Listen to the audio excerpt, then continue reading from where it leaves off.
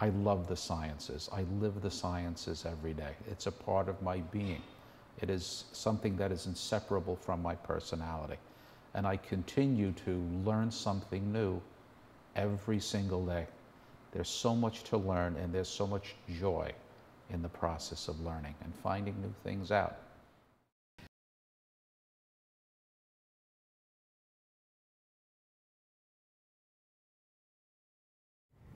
Students are teenagers for us in high school, and so they're struggling not just with the academic side but the personal side as they discover, okay, I was a kid and now I'm becoming an adult. What kind of adult do I want to be?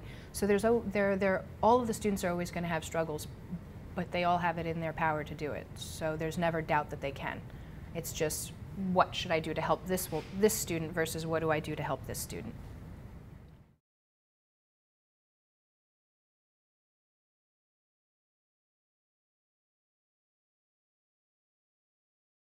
Having one hand and being legally blind and colorblind is, you know, I spent many days of my life being told, you can't do this, you can't do that, I can't play guitar, I play guitar.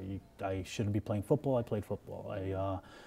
Insane for photographing, I photograph. Insane for teaching biology, I teach biology. And I'm not saying I do any of these things exceptional, but I do them, and I worked hard at them. So I know what it's like when people are told you can't do something and what you need to do to overcome that.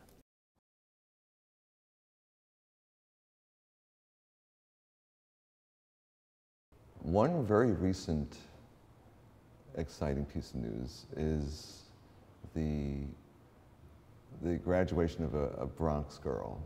She's not a girl anymore, she's a woman.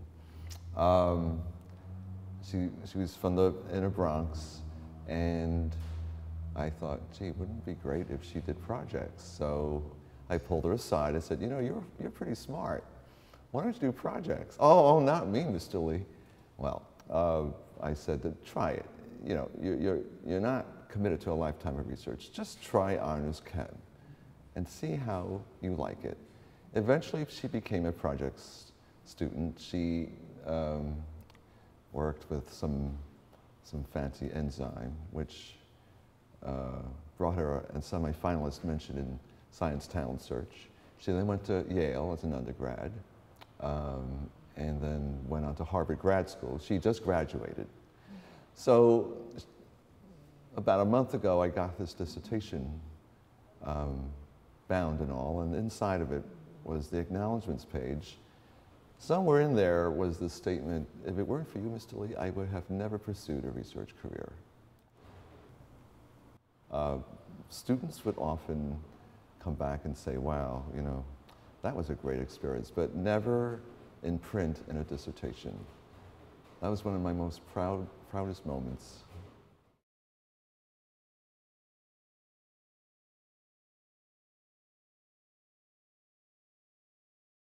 I didn't assume I would initially go into teaching. I thought it would be something I would do after I won a Nobel when I was 47. That was my 20-year plan.